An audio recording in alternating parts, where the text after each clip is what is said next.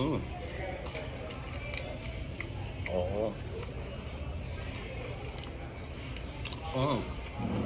Hello guys, so I'm now in McDonald's. In-order ko lahat ng bago nila. I have here the Choco Lava Puff and then the Taro Custard Pie and of course yung bago nila na potato fries. Fan kasi ako ng potato fries. Yes, so we will try this one by one. Anong unahin natin? Sige, text kayo, boto nyo. Joke lang. Sige. Okay, we have tried this one na. This is another video. This time we'll try the Taro Custard Pie. This one, una ko to ma-upload. This one is so good. You should try that. You should try this. Yes. This one, the Taro Custard Pie. Actually, hindi siya mahal, guys. Tingnan natin. Buksan na natin.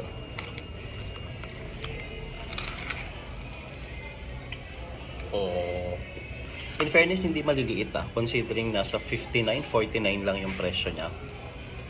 Yeah, hindi siya maliliit.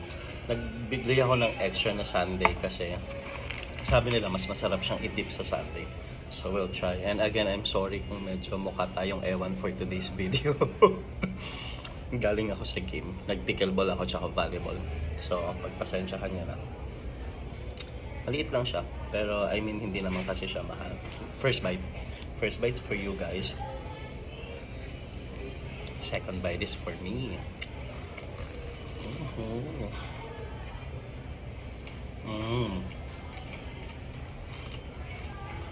Oh.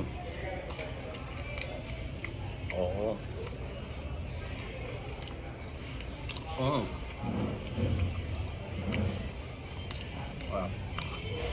Ano ako ma-dessert akong tao. So, kaya ito, nag-work siya sa akin.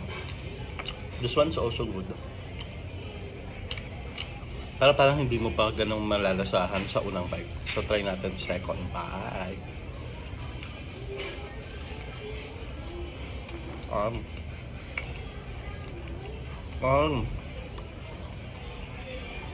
Yeah.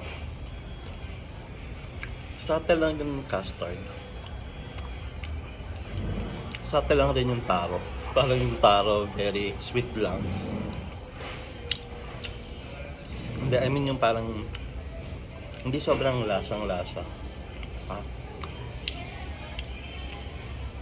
This one's just okay. Hindi siya yung babalik-balikan mo. Yeah.